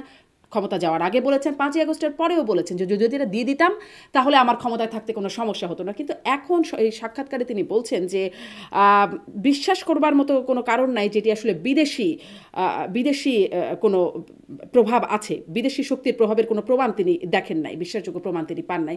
এখন তিনি, এটা কি দোলনার মতো কোনো নড়চড় মনে হচ্ছে, অবস্থানের পরিবর্তন মনে হচ্ছে, ইউটার্ন না কি আসলে? না, প্রথম কথা হচ্ছে 5ই আগস্টের ঘটনার পিছনে যে দুটি দেশের সবচেয়ে বড় ভূমিকা, সে দুটি দেশের একটিও আমেরিকা না। আমি সেই নাম এখানে বলতে যাব না। আমি কেন খামাখা ভাই, আমি আমার দলে নাই কোনো পদ পদবি, আমি একটা সাধারণ মানুষ, আমি একজন সমর্থক, আমি এত বড় বড় শত্রু বানাবো কেন? 5ই আগস্টের ঘটনার পিছনে যে দুটি দেশের ভূমিকা সবচেয়ে বড়, আম, সেটা বঙ্গবন্ধুর কন্যা জননেত্রী শেখ হাসিনা বিশ্বাস করি জানেন, বা আহ, না জানলেও তাকে জানাতে হবে। হুম। আপনি বললে কি হবে? আপনি না পাত্তা দেন না বললেন একটু আগে না, যে এত শত্রু আর বানাতে চাই না, বুঝে ভালো লাগে না, বুঝে না, কারণ কি আপনি যাকে ভালোবাসেন তার জন্য বইলে যদি শত্রু হয়ে যান, এটা মানে কি? এটা মানে কি বলেন? আমার বাবা 34 বছর বাংলা আওয়ামী লীগের কোষাধ্যক্ষ, সমস্ত কিন্তু জীবন যখন আপনি এই বললেন যে দলের দুটি জন্য। দেশ একটু কারা, আমি শেষ করি, কিছু দুটি দেশ সময় কারা, কথাটা তখন তো দর্শক না একদম না, ঝাঁপায় একটু পড়বে যে একটু দুটি শোনেন, দেশ আমরা কারা, আপনি মানুষ, একটু বলুন। আমি রোবট না, একটু আমার কথা বলি। বলবেন, হ্যাঁ। আমার বাবার রক্ত পানি করা এই দলে তার অবদান আমার শৈশবকাল থেকে, আমি আমি বড় হব না, আমার শৈশবকাল থেকে এই ছাত্রলীগ, এই দলের সাথে আমি ওতপ্রোতভাবে জড়িত থেকে, হ্যাঁ, কি দেখলাম আমরা, যে আপনি যার জন্য ফাইট করছেন, যার জন্য ফাইট করতে চান বা ফাইট করতে পারেন ওপেনলি, তারই আপনার দল প্রোটেকশন দিচ্ছে না, প্রোটেকশন দেয় না। সো আমি আর শত্রু বাড়াইতে চাই না। আমি I hope I can make you understand. আমি তো আপনাকে বললাম যে জ্ঞানত কোনোদিন আওয়ামী লীগের কোনো ক্ষতি হবে আমার হাত দিয়ে, আমার পরিবার, বাংলাদেশ, নেভার, ইজ ইম্পসিবল। আপনি যদি দুটো দেশের নাম প্রকাশ করেন তাহলে কিন্তু আওয়ামী লীগের ক্ষতি হবে? না, আমার ক্ষতি হবে, আমাকে কেন ক্ষতি নিতে হবে? আওয়ামী লীগকে প্লেজ করেছেন যে উনি ওনার কর্মীকে প্রোটেক্ট করবেন, আমি তো তার কর্মী, আমাকে কি প্রোটেকশন আপনারা দেওয়া কি হবে? বা ক্ষতি করবেন, মানে আপনি কি ক্ষতির ভয় করছেন? কেন? আমার তো অনেক ক্ষতি হয়েছে, আপনি কি কিছু জানেন না? এই যে একটু আগে বললেন যে অভিযোগ আছে, এখন আমি আপনাকে উত্তরটা দিয়ে দিই, আমার অভিযোগ এর উত্তর, না, কিন্তু যে সেটা আমি তো আছে, সরকারি, আপনি না বললেন না সেসব ছাগল পাগল, তাদের না কাছে আপনি পাত্তা দেন না না। না, অনেক সরকারি সুবিধা নিয়েছে, এর উত্তর দিয়ে দিই আপনাকে, সুন্দর উত্তর দিব। বাংলাদেশের আওয়ামী লীগ সরকারের তো একটা ক্যাবিনেট ছিল, তাই না? ছিল তো, প্রত্যেক মন্ত্রণালয়ে একজন করে মন্ত্রী ছিলেন। তো সরকারি ব্যবসা বাণিজ্য দেওয়ার মালিক কারা? মন্ত্রী আর সচিব। আপনি তো মোটামুটি সবারই ইন্টারভিউ নেন, প্রত্যেককে ডেকে একবার করে জিজ্ঞাসা করবেন যে রাশেদ রহমান কোন দিন আপনার মন্ত্রণালয়ে আপনার কাছে কোনো কাজে গেছে। যদি কেউ বলতে পারে, আমাকে আপনি বলবেন হ্যাঁ আমি আসাদুজ্জামান খান কামাল সাহেবের কাছে বহুবার গিয়েছি। কেন গিয়েছি?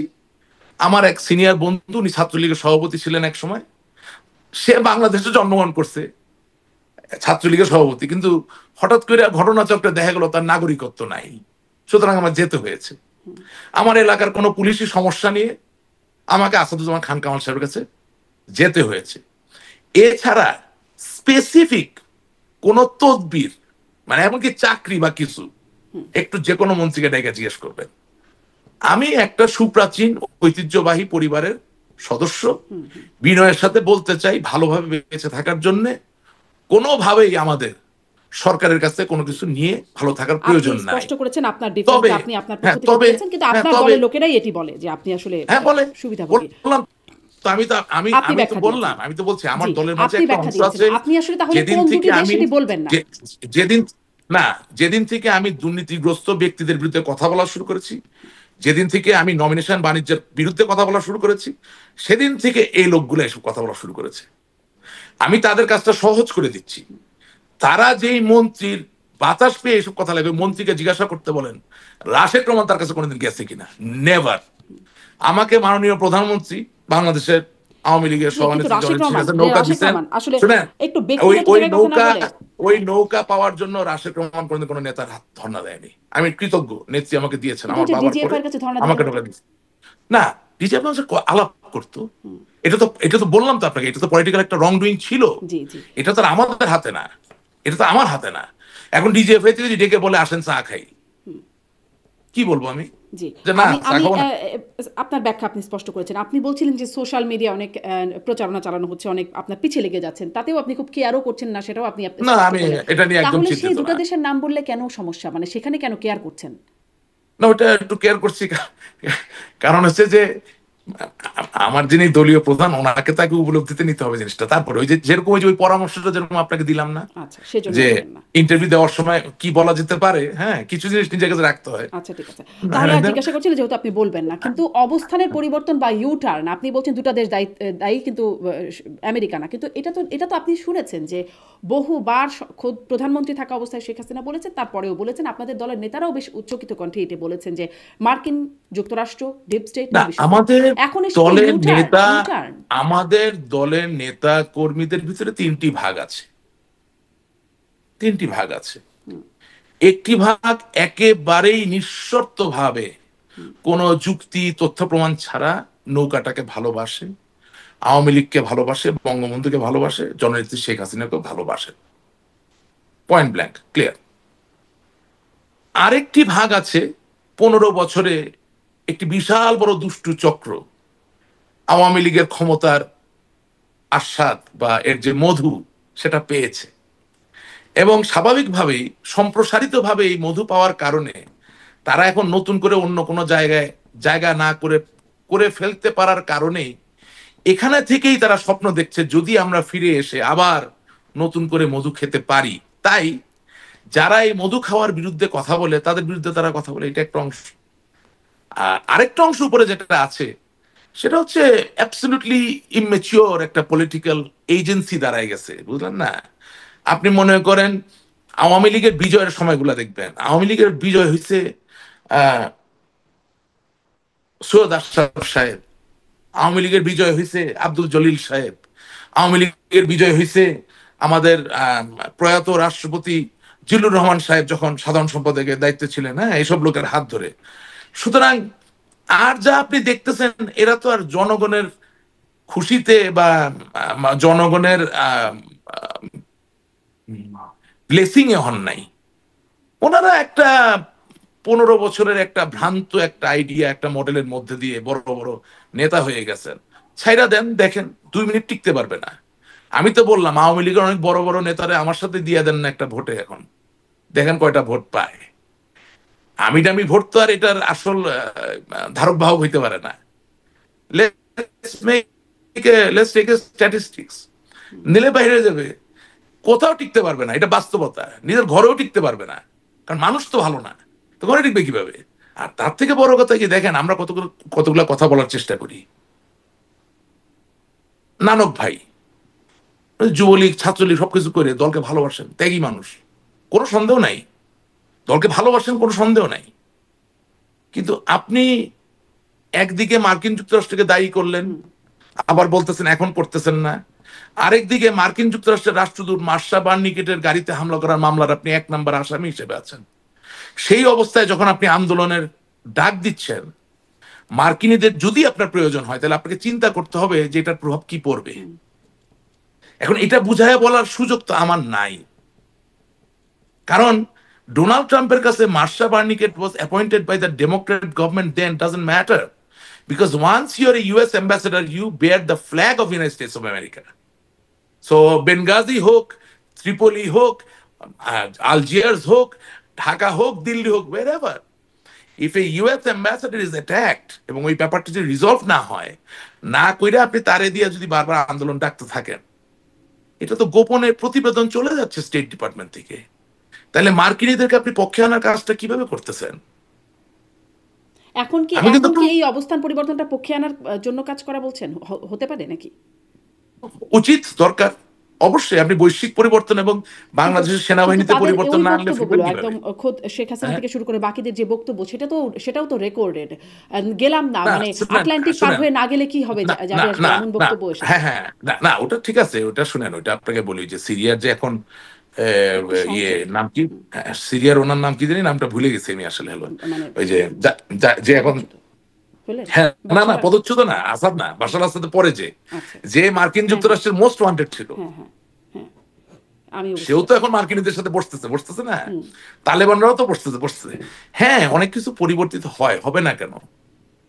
কিন্তু সবসময় গ্যাম্বল তো করা যাবে না। হুম মাঝে মাঝে, এই যেমন ধরেন আপনাকে আমি বলি এইভাবে, যে যারা আমাদের বিরুদ্ধে, যারা যারা আমাদের, যারা যারা হুম, আপনি আমার কথা শুনতে আমি শুনতে পাচ্ছেন? পাচ্ছি, জি। হ্যালো, আমি কিন্তু আপনি শুনতে শুনতে পাচ্ছি, পাচ্ছেন? জি জি হ্যাঁ, পাচ্ছি। যারা আমাদের বিরুদ্ধে, তারা দেখেন, হ্যাঁ, যারা আমাদের বিরুদ্ধে তারা এখন কি করছে আপনি দেখেন, তারা গ্রামীণ ব্যাংকে ককটেল মারছে বা পেট্রোল বোমা মারছে। ওরা কিন্তু আমাদের বিরুদ্ধে, আমাদের দলের না। কেন মারছে বলেন তো? কারণ নোবেল প্রাইজটা তো ডক্টর ইউনুস একা পায় নাই, ডক্টর ইউনুস এবং গ্রামীণ ব্যাংক যৌথভাবে নোবেল প্রাইজ পেয়েছে। এখন ডক্টর ইউনুস যেদিন বাংলাদেশের চিফ অ্যাডভাইজার হলেন, তিনি শতপ্রণোদিত ভাবে মেনে নিলেন যে রাজনীতিতে তিনি প্রবেশ করেছেন। এখন রাজনৈতিক প্রতিপক্ষ তাকে গালি দিতে পারে, তার ব্যাপারে প্রতিরোধ প্রতিবাদ করতে পারে, আন্দোলন করতে পারে, কিন্তু গ্রামীণ ব্যাংক তো একটা ইনস্টিটিউশন, ও তো জড়ো, তার তো কোনো প্রাণ নাই। এবং বিদেশের চোখে এটা হচ্ছে গরিবের সংগঠন, এবং কি নোবেল প্রাইজ পাওয়া সংগঠন। তো যখন আমাদের শত্রুরা চালাকি করে করতেছে কি, আওয়ামী লীগের নাম দিয়া গ্রামীণ ব্যাংকের মধ্যে হামলা করে দিচ্ছে, হুম কইরা তারাই আবার গোপনে ছবি, গোপন প্রতিবেদন বানায় ইউরোপের বিভিন্ন জায়গায় পাঠাচ্ছে, দেখো আওয়ামী লীগ ইজ ইনফ্লিক্টিং, ওই যে ওয়ার্ডটা hmm inflicting, harm on institution which is called Grameen Bank, which is actually for the poverty stricken people of Bangladesh. So আমাদের কিন্তু চিন্তা করতে হবে যে আমরা যাতে কোনো ফাঁদে না পড়ি। আমরা কিন্তু বিভিন্ন বিভিন্ন ফাঁদে পড়তেছি। এরকম ভাবে ফাঁদ কি আপনারাও পাততেন যখন ওই যে 14-13-14 তে যখন মানে আগুন সন্ত্রাস না, সেটা সেটা হলো?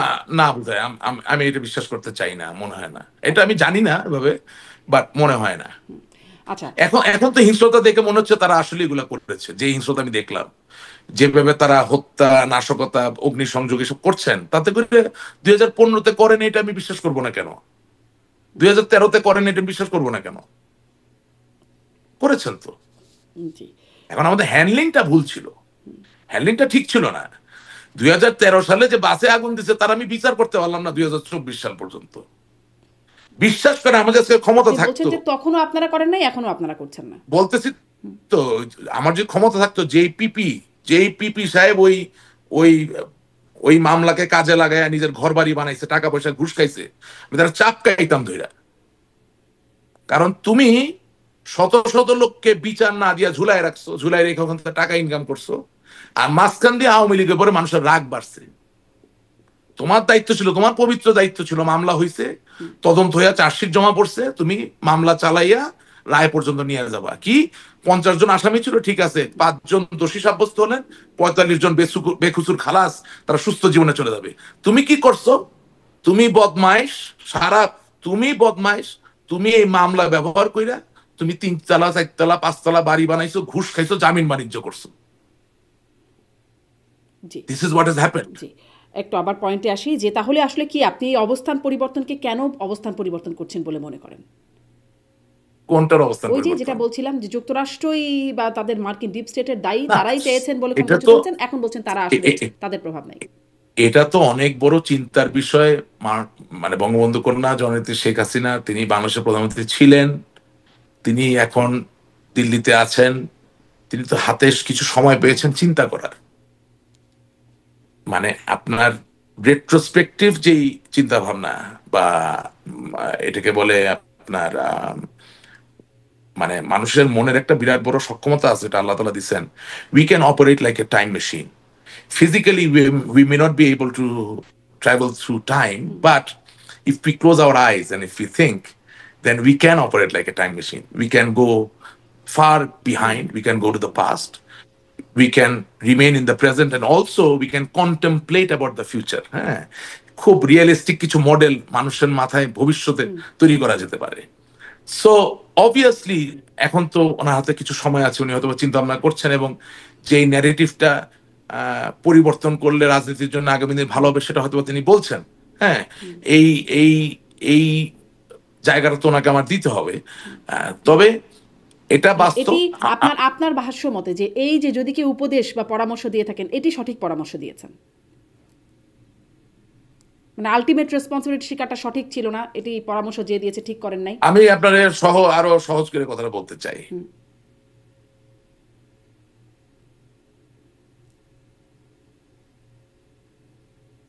বলেন। হ্যাঁ, এটা চিন্তা করে বলতে হবে, কোনো আজে বাজে কথা বলা যাবে না, মানে মানে গুরুত্বপূর্ণ কথা বলতে হবে। সেটা হচ্ছে যে আপনি যখন কারো অভিভাবক তখন আপনি পারেন বলেই করবেন এটা হতে পারে না। আপনি পারেন কিন্তু আপনি করবেন না, আপনি বলতে পারেন কিন্তু বলবেন না, এই জায়গাটায় থাকতে হবে। যদি এখনকার বক্তব্য ওরকম হয়ে থাকে তাহলে ভালো, কাজে লাগবে। আগের বক্তব্যটা ভুল ছিল। কারণ 15 মাসের প্রতিটা ন্যারেটিভ তো মিথ্যা প্রমাণিত হয়েছে, কোনটাই তো আমরা দাঁড়া করাতে পারিনি। 15 মাসে যতগুলো ন্যারেটিভ সাইবার ওয়ার্ল্ডে এসেছে, আমাদের তো এখন আসলে অন গ্রাউন্ড ওইভাবে অবস্থান নাই এখনো। 15 মাসে যতগুলো ন্যারেটিভ এসেছে প্রত্যেকটাই ভুল প্রমাণিত হয়েছে। এগুলো কি ন্যারেটিভ নাকি ফ্যাক্ট?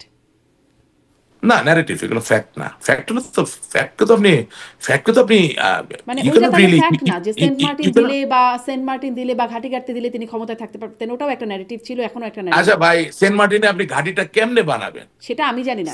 সেন্ট মার্টিনে, আচ্ছা আমি বলি, সেন্ট মার্টিনের সাইজ কি, আর ওখানে সমুদ্রের নাব্যতা কি, ওখানে কি ট্রাফিক জোন, এগুলো এটা কিভাবে আপনি কি ঘাটিটা বানাবেন বলতো? একটা ঘাটির থেকে তো কিছু একটা করতে পারতে হবে, তাই না? তা আপনি যখন ইন্টারকন্টিনেন্টাল ব্যালিস্টিক মিসাইল নিয়ে আসবেন এই জায়গায় বসানোর জন্য, আপনার যেই ড্রাফটের জাহাজ আসবে, এটা কি, এটা এই আলাপটা এটা আমরা কেন করতে যাব? মানে এটা করতে যাবেন না, এটা করা হয়ে গেছে ইতোমধ্যে। না মানে হ্যাঁ, মানে বলছি যে what good is Saint Martin for except ecotourism? Ecotourism ছাড়া সেন্ট মার্টিন আর কিসের জন্য ভালো? তাহলে আমি এক লাইনে শুনি, তাহলে সেই ন্যারেটিভটা ভুল ছিল না, এখনকার ন্যারেটিভটা ভুল, না কোনটা সঠিক সেটা একটাই, আমি বলবো একটাই ন্যারেটিভ সত্য। সেটা বাংলার জনগণ, বাংলার জনগণ, বাংলার জনগণ, বাংলার জনগণ আপনার সাথে থাকলে আপনার কাউকে লাগবে না, একটাই ন্যারেটিভ সত্য না। কিন্তু দুটা ন্যারেটিভ আপনাদের কাছ থেকে আসছে, অনেকে আছে বক্তব্য দেয়, এই দুটো ন্যারেটিভ কন্ট্রাডিক্টরি, কোনটা ঠিক? অনেকে আছে বা বলে যে 1969 সালের আগরতলা ষড়যন্ত্র মামলায় যেরকম বঙ্গবন্ধুকে বের করে নিয়ে আসা হয়েছিল, ঠিক একইভাবে আমরা একই কাজ করব। হ্যাঁ, তা আমি সেই জায়গায় বলি যে আপনারা এই কাজটা কেন করতেছেন? বঙ্গবন্ধুর জায়গাটার সাথে আপনি কেন এখানে নিয়ে আসতেছেন? বঙ্গবন্ধুর যে আওয়ামী পরিষদ ছিল তার বিরুদ্ধে তো দুর্নীতির কোনো অভিযোগ ছিল না। কিন্তু আমি কিন্তু সেখানে জেলের তালা ভেঙে, না আপনার মনে হয় না, আমি বলি যে সেখানে জেলের তালা ভেঙে ওনাকে বের করে নিয়ে আসবে, এটা তো স্বাভাবিক। জননেত্রী শেখ হাসিনাকে হয়তো ফিরিয়ে আনবে, কিন্তু তার আশেপাশে যেগুলো আছে, ধরেন যেগুলাকে নিয়ে এই সমস্যা তৈরি হয়েছে, তাদেরকে নিয়ে তো আপনি কোনো ঘটনা ঘটাতে পারছেন না, এটা তো বাস্তবতা। হ্যাঁ, তো এখন ঘটনা হচ্ছে যে সবই তো একটা ন্যারেটিভ, এটাও তো একটা ন্যারেটিভ যে আমি 1969 সালের মতো একটা বিপ্লব ঘটায় ফেলবো। ওয়ারেজ আপনি যদি এভাবে চিন্তা করেন, আপনি যেভাবে চিন্তা করেন একেবারে নির্মোহ বিশ্লেষণে আপনি যদি যান, তাহলে দেলোয়ার হোসেন সাঈদী যুদ্ধাপরাধী, তার যখন বিচার হইলো, রায় হইলো, তার তো মৃত্যুদণ্ড দেওয়া হয়নি, তাকে যাবজ্জীবন কারাদণ্ড দেওয়া হয়েছিল। সেই রায় হওয়ার পরে 130 জন লোক দেখলাম পুলিশ আর বিজিবির সামনে দাঁড়ায়া আত্মাহুতি দিল, মানে নিজেরা গুলি খেলে মারা গেল।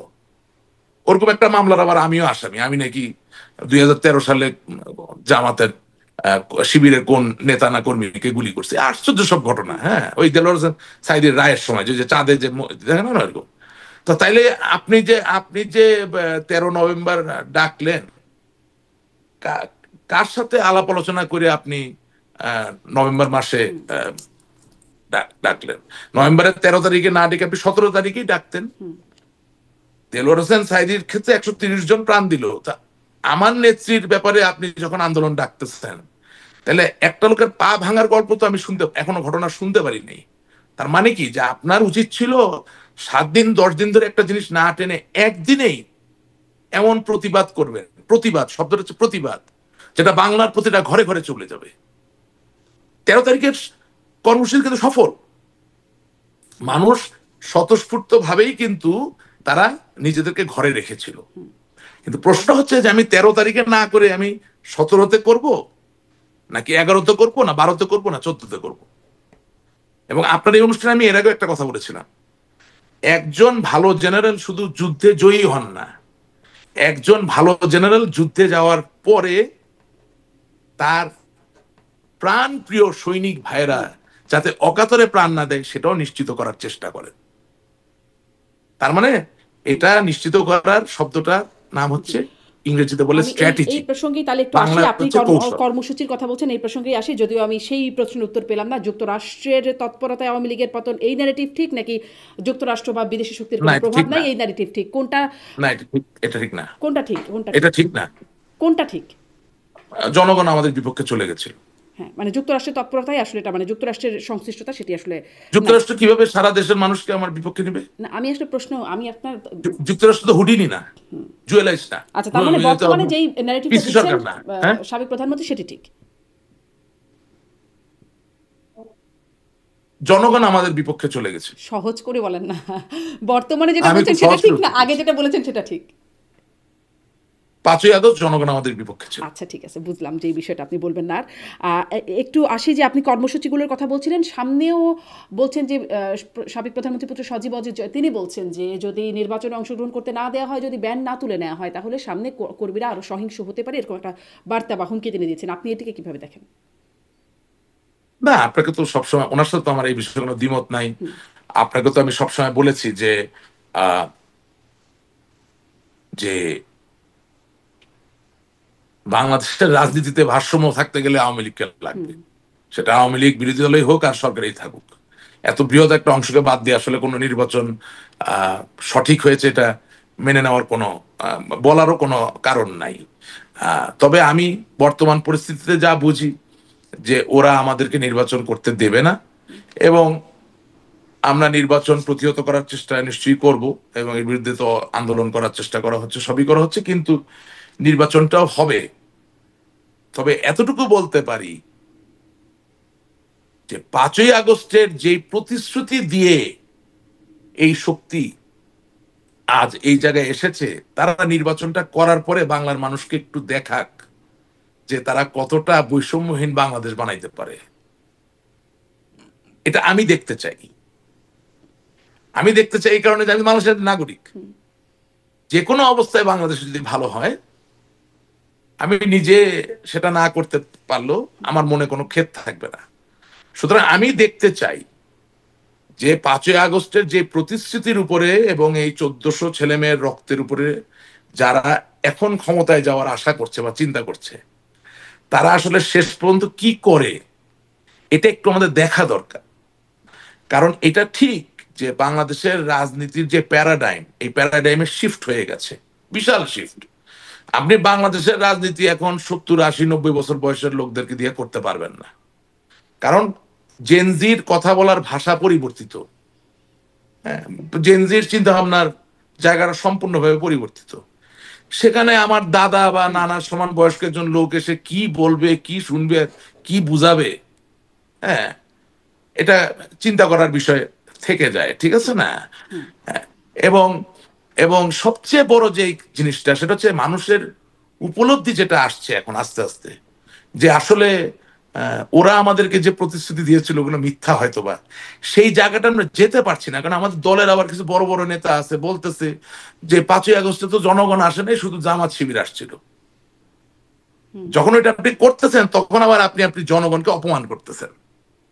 আপনাকে বলতে হবে, স্বীকার করতে হবে যে হ্যাঁ, জনগণের একটা বড় অংশ আমাদের উপর থেকে আস্থা উঠে গিয়েছিল, যার দরুন আমরা কন্টিনিউ করতে পারিনি। এখন যদি আমরা সেই জনগণের মাঝে থেকে আস্থা ফিরিয়ে আনতে পারি আমাদের দিকে, তাহলে we are game, we will be there for the next 100 years, for the next 1000 years.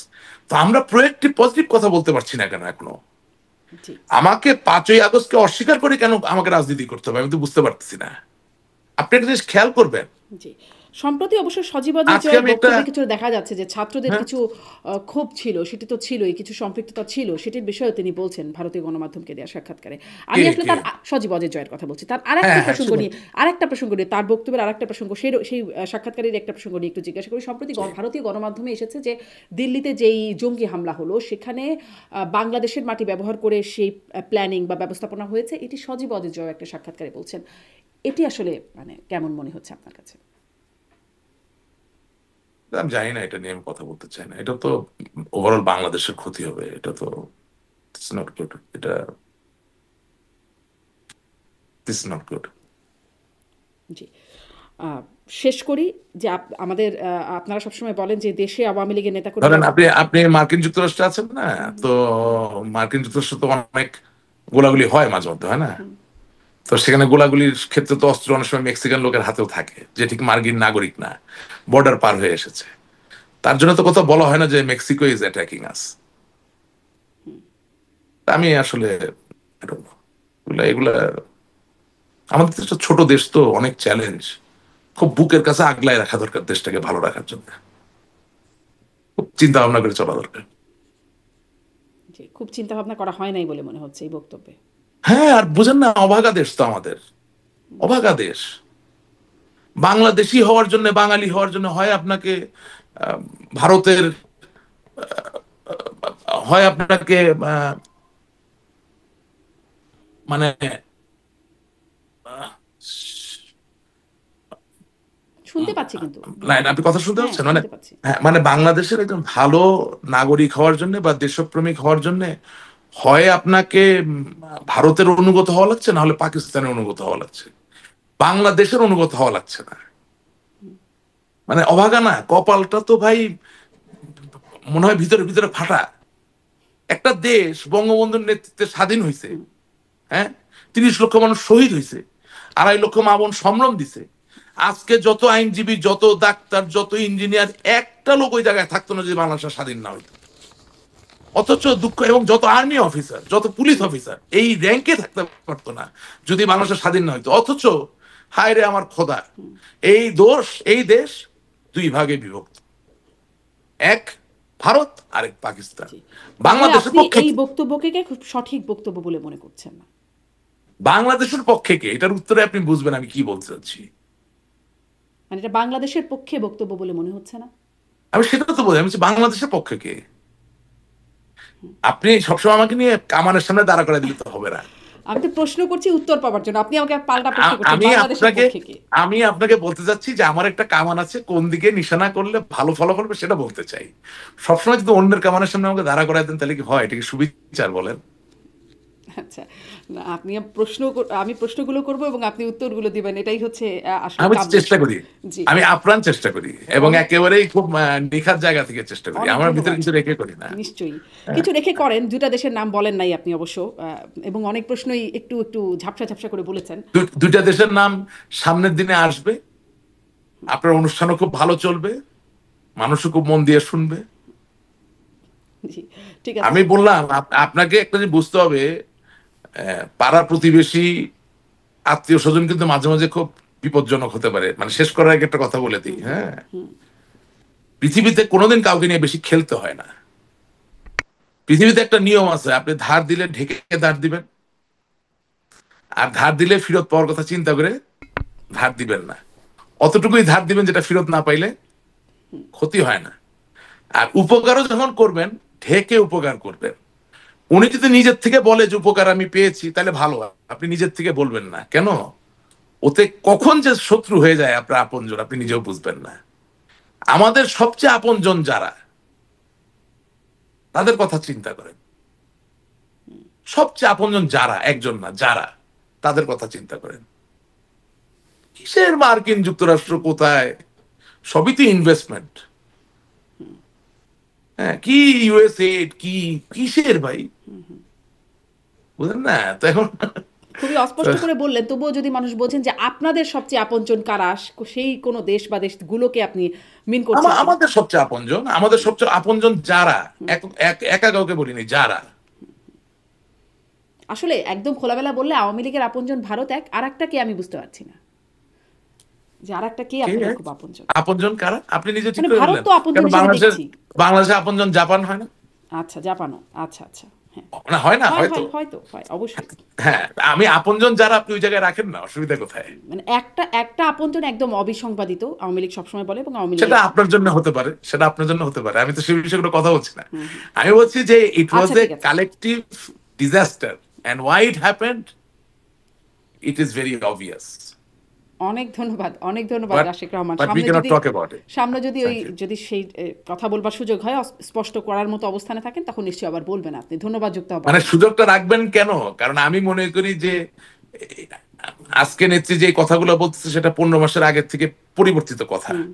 তাহলে আমি বিশ্বাস করতে চাই যে আপনার মাধ্যমে আমরা যে অনুষ্ঠান করছি, কথা বলছি, এবং আমাদের মতো আরো অনেকে বলছে, হয়তো বা আস্তে আস্তে উনি একটু সময় নেই, কারণ উনি সবচেয়ে ভালো জানেন কিভাবে ওনার দলটাকে ম্যানেজ করতে হবে। উনি হয়তো বা কিছু কিছু করে ইনপুট আস্তে আস্তে নিয়ে কিছু কিছু পরিবর্তনের দিকে আগাচ্ছে।